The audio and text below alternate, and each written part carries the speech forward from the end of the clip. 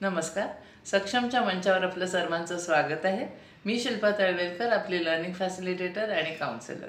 आपण बघत आहोत रायटिंग स्किल्सच्या व्हिडिओजची शृंखला.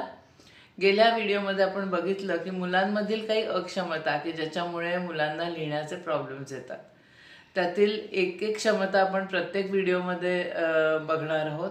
तर आजच्या व्हिडिओमध्ये आपण ज्या अक्षमतेचा विचार करणार आहोत तो म्हणजे ग्रॉस आणि फाईन मोटर स्किल्स, म्हणजे छोटे आणि मोठे स्नायू यांचा वापर, यांच्यातला जोर, ह्याबद्दल आजचा व्हिडिओ आहे. तर मोठे स्नायू म्हणजे ग्रॉस मोटर म्हणजे काय, तर आपले खांदे, पाठ आणि दंड, पूर्ण हात, हे झाले आपले मोठे स्नायू. आणि छोटे स्नायू म्हणजे बोटांमधलं जोर, बळकटी किती आहे ते झाले छोटे स्नायू. तर बऱ्याच वेळेला असं लक्षात येतं की मुलांची पेन्सिल ग्रिप व्यवस्थित नाही आहे, म्हणून पालक मुलांना पेपर चुरगाळणं वगैरे इत्यादी असे काय काय ॲक्टिव्हिटीज देतात की ज्याच्यामुळे हातामध्ये जोर येईल आणि मूल लिहू शकेल. पण जसं फाईन मोटर स्किल्स किंवा बोटांच्या बळकटीची गरज असते तशीच आणि तेवढीच गरज असते की मुलांच्या खांद्यामध्ये आणि पाठीमध्ये व्यवस्थित जोर आहे. कारण खांद्यात आणि पाठीत जोर असला तर मूल पहिली गोष्ट म्हणजे ताठ बसून लिहू शकतं. असं वहीवर पडून लिहायची गरज नाही आहे. आयडियली बघायला गेलं तर मुलाचे गुडघे आणि मांड्या ह्याच्यामध्ये एक काटकोन तयार झाला पाहिजे 90 डिग्री. मांड्या आणि बॉडी ह्याच्यामध्ये काटकोन हवा 90 डिग्रीचा. आणि आपल्या कोपरापासून हात ह्याच्यामध्ये एक काटकोन हवा. असे 3 काटकोन हवे लिहिण्याकरता. त्याच्यामध्ये थोडंसं आपण थोडं पुढे वागतो किंवा वही आपली जरा 20 डिग्री अंशामध्ये वाकवलेली अशी तिरकी ठेवतो किंवा हात पण आपल्या शरीरापासून थोडासा लांब जातो, ते ठीक आहे. पण एक डोक्यामध्ये ठेवण्याकरता की हे काटकोन असणं जरुरीचं आहे. आणि ते जर नसतील आणि मूल अगदीच जर वहीवर असं पडून लिहित असेल किंवा असं कुठेतरी किंवा असं सपोर्ट घेऊन लिहित असेल तर ह्याचा अर्थ आपल्याला पाठीच्या खांद्याच्या मसल्सवर काम करण्याची जरूर आहे. हे झालं पाठीच्या आणि खांद्याच्या मसल्सची गोष्ट. त्याच्यानंतर मनगटांमध्ये सुद्धा जोर हवा. मनगटांची ही जी हालचाल असते, आपला हाताचा तळवा वर खाली करता येणं, ही क्षमता असणं जरुरीची आहे. दर रायटिंग वर्कच्या आधी किंवा लिहिण्याच्या कामाच्या आधी जर तुम्ही हे एक्सरसाइजेस करून घेतले तर त्याच्यामुळे मुलांच्या लिहिण्यामध्ये बराच फरक जाणवतो. अजून एक गरज आहे की खांद्यांच्या मसल्सवर काम करायचं. कारण खांदे जर स्ट्रॉंग असले, भरपूर त्यांच्यामध्ये बळकटी असली, तर हात हा पूर्ण रिलॅक्स असतो आणि त्याची मूवमेंट फ्री होते. आणि हाताची मूवमेंट फ्री असली की बोटांवर म्हणावा तेवढा जोर येत नाही. तर सगळं हे आखडलेलं आणि जोर नसलेलं असलं तर मग आपल्या बोटांवर जोर येतो आणि मग पेन्सिलची पकड ही अतिशय घट्ट अशी होते किंवा अतिशय सैल होते. हात लवकर थकतात मुलाचे. त्यामुळे ह्या इतर मोठ्या स्नायूंवर काम करण्याची गरज आहे. ह्याच्याकरता काय कसं काम करायचं, तर तुमच्या पार्कमधले किंवा खेळायला मुलं जातात बागेमध्ये, तिकडच्या सगळ्या गोष्टी, जंगल जिम झालं, टायरवर लटकणं झालं, लोंबकळणं झालं, या सगळ्या ॲक्टिव्हिटीज अतिशय उत्तम आहेत ह्या जोर येण्याकरता. वॉल पुशअप्स झाले, वेगळ्या वेगळ्या प्रकारचे ॲनिमल वॉक्स झाले, व्हील अँड बॅरो करून चालतात ते, त्याच्यानंतर पुशअप्स झाले किंवा असे वेगळ्या वेगळ्या ॲक्टिव्हिटीज, त्याच्यामुळे चांगला जोर येतो दंडांमध्ये आणि पाठीमध्ये. त्याच्यानंतर मग मुलांना काही अशा दाबायच्या ॲक्टिव्हिटीज, म्हणजे इथे माझ्याकडे क्ले आहे, ही ह्याला थेरापिटी असं म्हणतात. ही ॲमेझॉनवर मिळते आणि ही वेगळ्या वेगळ्या रेझिस्टन्सची असते. सॉफ्ट असते, हार्ड असते, खूप हार्ड असते.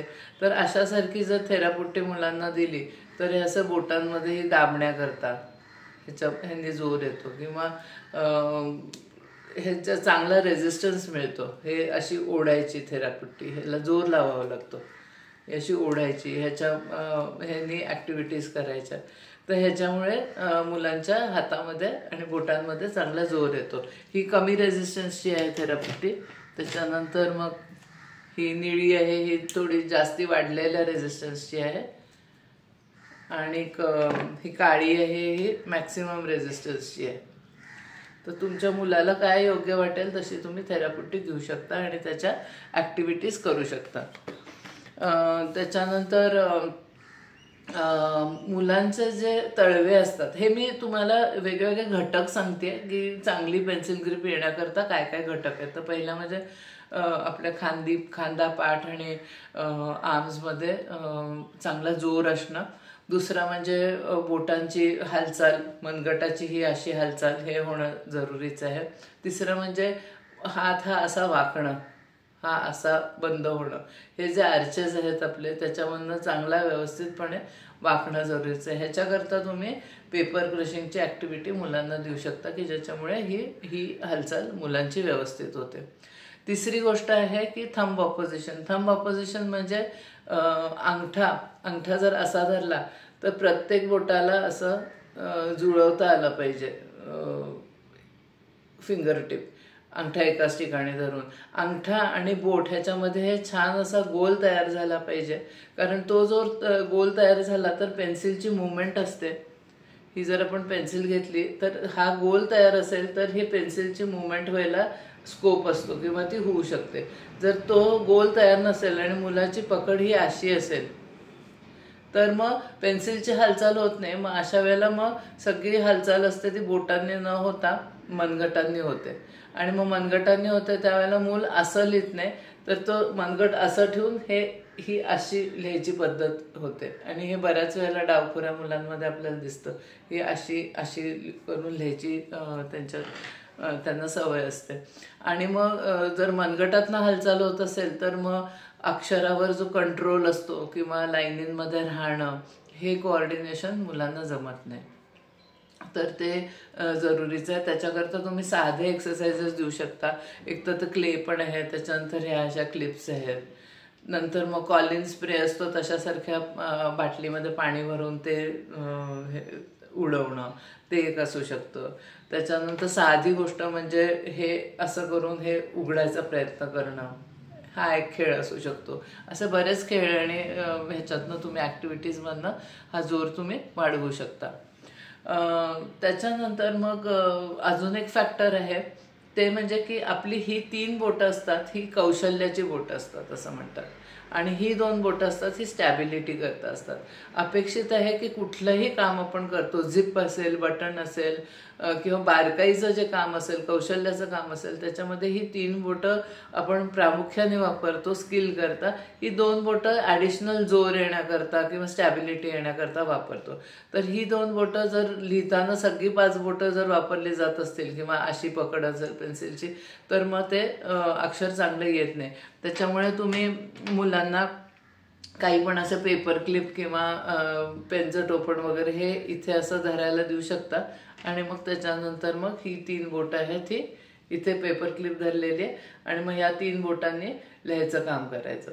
ह्या 3 बोटांनी लिहायचं काम करण्याकरता सुद्धा साधं असं एखादं रबर बँड असेल, ते रबर बँड मी असं ठेवलेलं आहे, आणि हे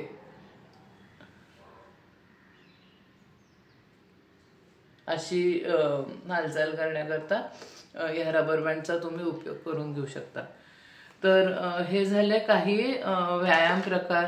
आणि त्याच्यानंतर शेवटचं जे आहे ते आहे म्हणजे हँड मॅनिप्युलेशन. म्हणजे हे अशी जी हालचाल आहे बोटांची आणि हाताची, किंवा नाणी गोळा करणं किंवा एखादं वस्तू अशी हातातनं गोळा करणं आणि हातात धरणं, हातातनं गोळा करणं, बोटाने गोळा करणं आणि हातात धरणं, ही जी ॲक्टिव्हिटी आहे ही पण जमली पाहिजे. या जर 4-5 ॲक्टिव्हिटीज मुलांना जमत असतील तर मुलांच्या लिहिण्यावर खूप छान त्याचा परिणाम होऊ शकतो. हे झालं सर्वसाधारणपणे मुलांना, ज्यांना 1ली-2रीतल्या मुलांना लिहिण्याचा प्रॉब्लेम येत असतो त्यांच्याकरता. बऱ्याचदा असं लक्षात येतं की मुलं एखादी वस्तू, हे असं पेनचं टोपण झालं, काहीतरी कागद झाला, हे झालं, असं हातात घट्ट धरून सतत असतात. सगळीकडे इकडे तिकडे ते असं काहीतरी वस्तू धरून फिरत असतात, त्यांची मूठ उघडतच नाही. अशा वेळेला जो पाल्मर रिफ्लेक्स आहे, रिटेंड पाल्मर रिफ्लेक्स, तो त्याचा प्रॉब्लेम असू शकतो. प्रिमिटिव्ह रिफ्लेक्सेसवर मी एक व्हिडिओ टाकलेला आहे, त्याच्यामध्ये बघा. अशी मुलं लिहित असताना त्यांचं सगळी पेन्सिल ग्रिप ही अशी बोटं अशी त्यांची उघडलेलीच नसतात, सगळं मूठ असते. हे असं धरायचं किंवा असं धरायचं अशी करून पेन्सिल धरतात. लिहित असताना त्यांचं तोंड थोडं उघडं राहतं आणि जीभ असं करून लिहायची त्यांना सवय असते. तसं जर असलं तर अजून पण काही एक्सरसाइजेसची गरज आहे. हाताला मसाजेसची किंवा प्रेशरच्या मसाजेसची अशी काही गरज आहे. त्याचा व्हिडिओ पण मी पामर रिफ्लेक्स इंटिग्रेशन एक्सरसाइजेस म्हणून टाकलेला आहे, प्लेलिस्टमध्ये जरूर बघा. पामर रिफ्लेक्समध्ये होतं काय, अजून जर ओळखायचं असलं की मुलांना पामर रिफ्लेक्स आहे का, तर जर समजा त्यांना एखादा कागद असा चुरगळायला दिला तर तो एका हाताने चुरगळत असताना दुसरा हात पण आपोआप असा असा असा हलत जातो आणि बरोबर असं तोंडाची पण मुवमेंट होत राहते. तर ह्याच्यावरनं समजावं की मुलांचा पामर रिफ्लेक्स रिटेंड आहे. किंवा लिहित असताना तोंड उघडं राहतं आणि जीभ अशी बाहेर आलेली आणि जीभ पण हलत असते. हा एक प्रॉब्लेम असू शकतो. अशा मुलांचा हा पामर रिफ्लेक्स इंटिग्रेट होण्याचा अजून पण एक गरज अशी आहे की ह्या मुलांना जीभ अशी पुढे राहिल्यामुळे जे क ख ग घ किंवा ट ठ ड ढ हे जे अक्षर आहेत ह्याचं प्रोनाऊन्सिएशन किंवा आर्टिक्युलेशनमध्ये प्रॉब्लेम असतो. त्यामुळे स्पीचमध्ये प्रॉब्लेम, डिलेड स्पीच किंवा आर्टिक्युलेशन स्पष्ट बोलणं ह्याच्यामध्ये पण प्रॉब्लेम असू शकतो. पामर रिफ्लेक्सचे जर एक्सरसाइजेस केले तर लिहिण्याबरोबर हे सुद्धा प्रॉब्लेम्स सॉर्ट आउट होऊ शकतात. सगळे व्हिडिओज मी अपलोड केलेले आहेत. हाताचे पण थोडे एक्सरसाइजेस आहेत आणि पामर रिफ्लेक्स इंटिग्रेशनमध्ये पण आहेत एक्सरसाइजेस. आता बऱ्याच वेळेला पालक म्हणतात की आमच्या मुलाला जनरलच प्रॉब्लेम आहे का, पामर रिफ्लेक्स इंटिग्रेटेड नाही आहे, कसं करणार, कुणाकडे जाऊ, काही तपासण्या आहेत का. तर तपासण्यांची काही गरज नाही आहे. तुम्ही जेव्हा व्हिडिओ बघाल तेव्हा आज मी एक्सरसाइजेस सांगितले तसे आणि अजून थोडे असे अतिशय साधे आणि सुलभ असे व्यायाम प्रकार आहेत जे तुम्ही केले तर त्यांनी चांगला परिणाम होईल. फक्त हे व्यायाम जे आहेत, जर पामर रिफ्लेक्सचा प्रॉब्लेम असला तर कमीत कमी 15 ते 20 रेपिटेशन्स असे दिवसातनं 2दा 5-6 महिन्यांकरता करणं फार जरुरीचं आहे. ते जर नाही केलं तर मग मुलांच्या स्पीचमध्ये, लिहिण्यामध्ये हे कायमस्वरूपी प्रॉब्लेम्स राहतीलच. ते थोड्या दिवसांकरता काही असं आमिष दाखवून किंवा थोडे हाताचे व्यायाम करून थोडे दिवस सुधारेल, परत तो प्रॉब्लेम राहणार. बेसिक प्रॉब्लेम राहतो की पेन्सिल ग्रिपमध्ये हे बोटांची स्वतंत्र हालचाल होत नाही आणि ती स्वतंत्र हालचाल होत नसल्यामुळे मग त्या मुलांना बटणं लावणं, शूलेस बांधणं किंवा बोटांची इतर काही पोळीचा तुकडा तोडणं, कागद फाडणं. म्हणजे असं की समजा आता मुलाला कागद फाडायचा आहे तर एक उदाहरण देते. जर समजा कागद फाडायचा असेल तर तो असा ते फाडत नाही, ते असा धरून असाच खेचत राहतात. कात्रीचं काम करणं, हे सगळ्या ज्या गोष्टी जिथे बोटांची हालचालीची गरज आहे तिथे मुलं मग मागे पडतात. त्यामुळे रिफ्लेक्स इंटिग्रेशनचा पण विचार करा, प्रिमिटिव्ह रिफ्लेक्स इंटिग्रेशनचा. आणि प्लीज कॉमेंट्समध्ये तुमचे काही प्रॉब्लेम्स असले तर टाका. तुमचे काही ऑब्झर्वेशन्स असले, तुम्ही काही नवीन शिकायला मिळत आहे असं वाटत असेल तर ते जरूर टाका. तुम्हाला अजून काही जाणून घ्यायची गरज आहे असं वाटत असेल तर त्याच्याबद्दल पण टाका, ज्याच्यामुळे मग मला माझ्या व्हिडिओजमध्ये त्याचा समावेश करून घेता येईल. वर्गातल्या प्राथमिक शाळेमध्ये तरी निदान वर्गातल्या बऱ्याच मुलांना लिहिण्याचे हे प्रॉब्लेम्स असतातच. जर हा व्हिडिओ तुम्ही इतर पालकांबरोबर शेअर केला आणि एक माध्यम झाला ते हे ज्ञान पसरवायचा तर खूप मुलांना त्याचा लाभ मिळू शकतो आणि फायदा होऊ शकतो. लिहिणं हे काम अतिशय जटिल वाटतं, पण योग्य ते व्यायाम केले तरी 5-6 महिन्यामध्ये अतिशय सुंदरपणे हा सगळा प्रॉब्लेम सॉर्ट आउट होऊ शकतो. त्यामुळे व्हिडिओ भरपूर शेअर करा, सबस्क्राईब करा आणि कॉमेंट्स पण टाका. आपण पुढच्या व्हिडिओमध्ये भेटणार आहोत आणि त्याच्यामध्ये आपण काही व्हिज्युअल परसेप्शनच्या गोष्टींबद्दल बोलणार आहोत. अजून एका रिफ्लेक्सबद्दल बोलणार आहोत ज्याच्यामध्ये आपल्याला मुलं डावा का उजवा हात कुठला वापरायचा त्यांना कळत नाही.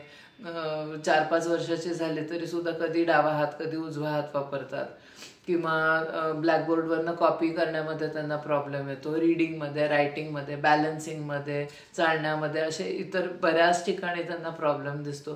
तर तो इंटिग्रेट होण्याकरता, तो प्रॉब्लेम सुटण्याकरता काही प्रिमिटिव्ह रिफ्लेक्सेस आहेत, त्याच्याबद्दल आपण चर्चा करणार आहोत. खूप इंटरेस्टिंग व्हिडिओ असणार आहे. तोपर्यंत आपण परत भेटूया. नमस्कार.